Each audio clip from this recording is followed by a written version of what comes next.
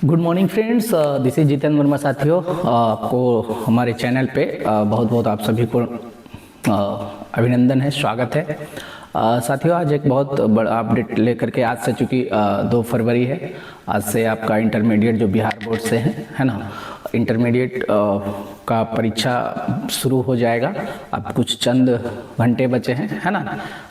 तो आपका जो है 9:30 से 9:30 से 12:45 तक पहला शिफ्ट होगा और 2 बजे से 5:15 पे सेकेंड शिफ्ट, दूसरा शिफ्ट का एग्ज़ाम होगा साथियों। तो ये बहुत ही ज़रूरी गाइडलाइंस है ना, चूँकि जो है विद्यार्थी को पता होना चाहिए कि जो हम एग्ज़ाम देने जा रहे हैं तो हमें क्या क्या सावधानी बरतना पड़ेगा।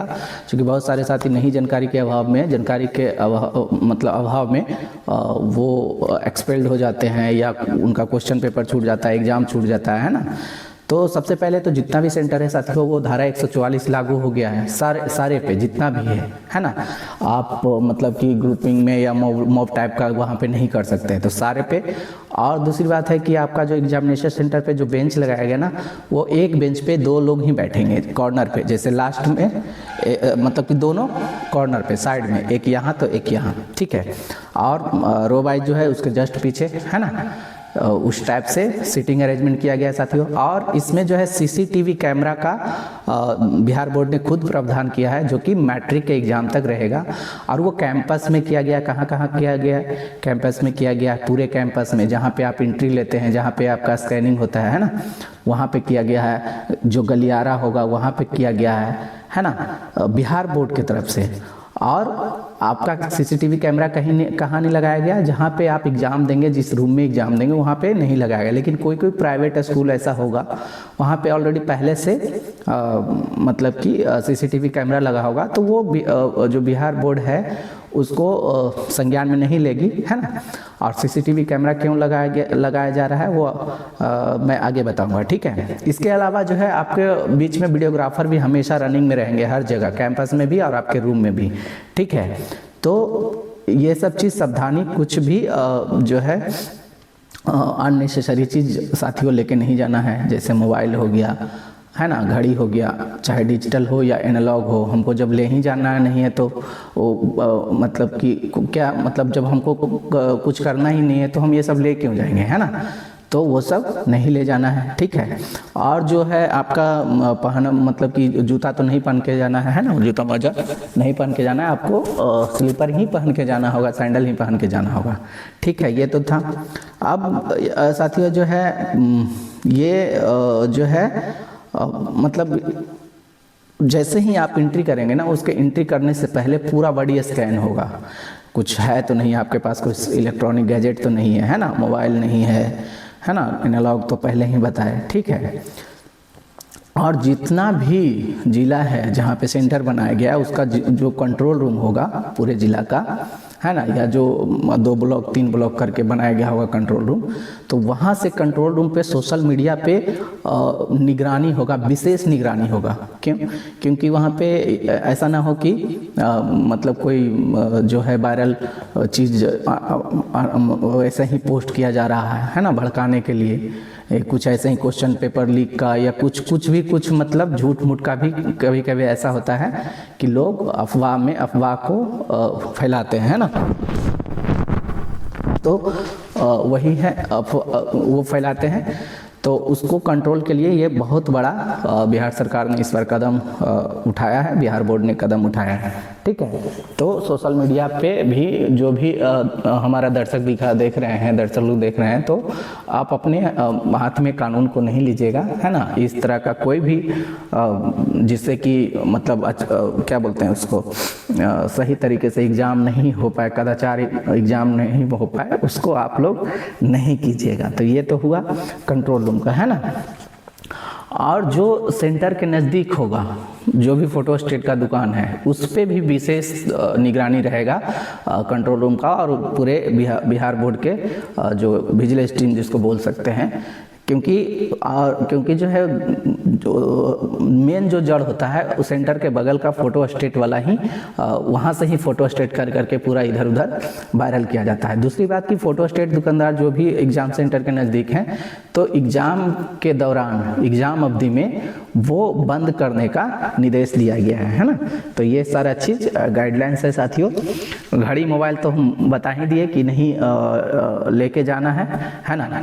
और अगर पकड़ाता है खुदा खास्ता मतलब कोई पकड़ा लेता है एनालॉग या डिजिटल घड़ी लेकर के या कोई इलेक्ट्रॉनिक गैजेट लेकर के या जो अननेसेसरी चीज़ जो कि नहीं लिया जाना है वो आपके एडमिट कार्ड पे मेंशन किया हुआ है और मैक्सिमम चीज़ हम बता ही दिए हैं, ठीक है। तो क्या होगा, वो स्टूडेंट को एक्सपेल तो किया ही जाएगा, साथ ही उस रूम के जो शिक्षक होंगे जो एग्जामिनेशन ले रहे मतलब कि वो देख रहे होंगे उस रूम को, तो उन पे भी सरकार द्वारा बिहार बोर्ड द्वारा कार्रवाई की जाएगी, ठीक है। तो ऐसा नहीं सिर्फ स्टूडेंट पे होगा, शिक्षक लोग पे भी कार्रवाई होगा, ठीक है। और सबसे इम्पोर्टेंट साथियों, आप लोग को ऐसे तो पता ही होगा कि जो OMR सीट देता है या कॉपी दिया जाता है तो आपको सबसे पहले जो है OMR सीट भरना है, ठीक है। पहला शिफ्ट के लिए आपको 11 से 11:15 तक ले जाए, ऐसा नहीं है कि हम OMR शिफ्ट बाद में भरेंगे, नहीं, आपको 11 बजे से लेकर के 9 साढ़े 9 बजे से शुरू होगा, 11 से 11:15 के बीच में आपको OMR सीट ले जाएगा। तो जो भी ऑब्जेक्टिव क्वेश्चन है और ब्लू एंड ब्लैक पेन और बॉल पेन ही यूज करना है, वो आपका एडमिट कार्ड पे भी लिखा हुआ होगा। तो ये OMR सीट भरना है, ये गलती कभी नहीं करना है। ये अक्सर स्टूडेंट कर देते हैं, जिनको जानकारी नहीं होता है, वो मज़े में लिखने लगते हैं, है ना, कॉपी को, और ऑब्जेक्टिव को छोड़ देते हैं, सोचते हैं बाद में लिखेंगे। तो ऐसा कुछ नहीं है। उसी तरह सेकेंड शिफ्ट के लिए साथियों 3:30 से 3:45 के बीच में आपको OMR सीट ले लिया जाएगा, ठीक है। तो ये बहुत मतलब कि इम्पोर्टेंट चीज़ था आपके गाइडलाइन के, आपको जानना जरूरी था, है ना। इसके अलावा जो कॉपी आप दिया जाएगा, है ना, जैसे 24 पेज दिया जाता है और 32 पेज, 24 पेज जो मैथ साइंस ये सब के छोड़ा करके वह बाकी सब्जेक्ट जो है हिंदी हो गया और सब जितने भी भाषा का पेपर है ना, तो उसमें क्या होगा, आपको 24 पेज मिलेगा और गणित मैथ और साइंस वगैरह में आपको 32 पेज मिलेगा। आप अगर एग्ज़ाम में आप पूरा भर देते हैं कॉपी, तो एक्स्ट्रा कॉपी देने का प्रावधान एकदम नहीं है, बिल्कुल नहीं है। तो साथियों सोच समझ करके विद्यार्थियों, प्यारे विद्यार्थियों, सोच समझ करके जो है आप कॉपी को भरेंगे, कॉपी में लिखेंगे, टू द पॉइंट कोशिश करेंगे कि टू द पॉइंट हम आंसर का जवाब दें, है ना, सब्जेक्टिव आंसर का।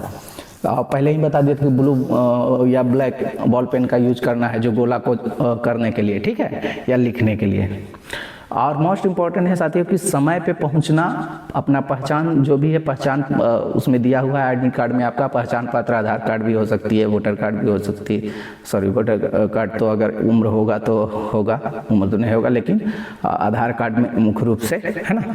तो आप वहाँ पे ले जाएंगे और समय पे जाएंगे। अगर सरकार का, बिहार बोर्ड का सख्त निर्देश है, 2 मिनट भी अगर आप लेट होते हैं तो आपको जो है एंट्री नहीं दिया जाएगा।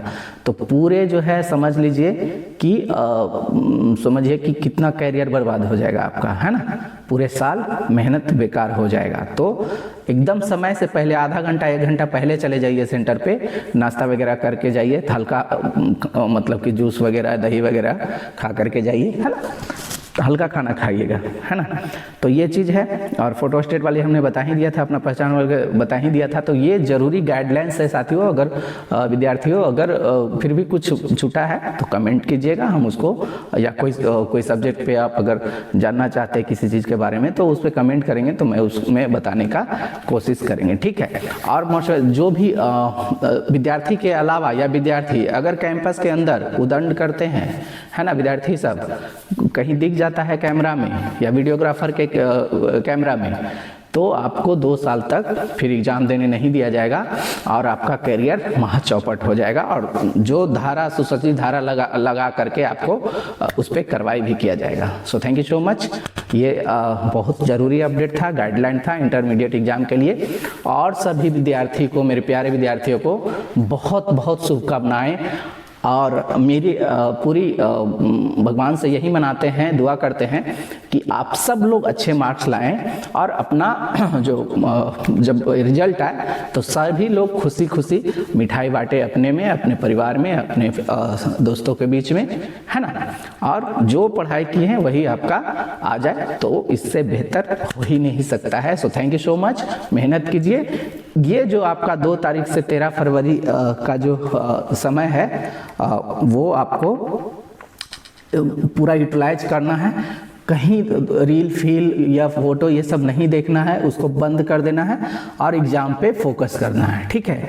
आपका 2 फरवरी को बायोलॉजी है ना, साइकोलॉजी पहला शिफ्ट में है, दूसरा शिफ्ट में इकोनॉमिक्स है, 3 फरवरी को मैथ है, दूसरा पहला शिफ्ट में, दूसरा शिफ्ट में पॉलिटिक्स साइंस और फाउंडेशन कोर्स है, 5 फरवरी को फिजिक्स है और दूसरे शिफ्ट में जियोग्राफी बिजनेस स्टडी है, 6 फरवरी को आपका इंग्लिश पेपर है पहली शिफ्ट में, दूसरी शिफ्ट में हिंदी है, 7 फरवरी को आपका पहला शिफ्ट में केमिस्ट्री है, दूसरे शिफ्ट में इंग्लिश है, 9 फरवरी को पहला शिफ्ट में हिंदी है और दूसरे शिफ्ट में इलेक्टिव सब्जेक्ट है जो कि आपका पेपर होगा ट्रेड पेपर जो भी है पहला पेपर, है ना। 10 फरवरी को भाषा है पहली शिफ्ट में, दूसरी शिफ्ट में साइकोलॉजी इंटर्नशिप है ना।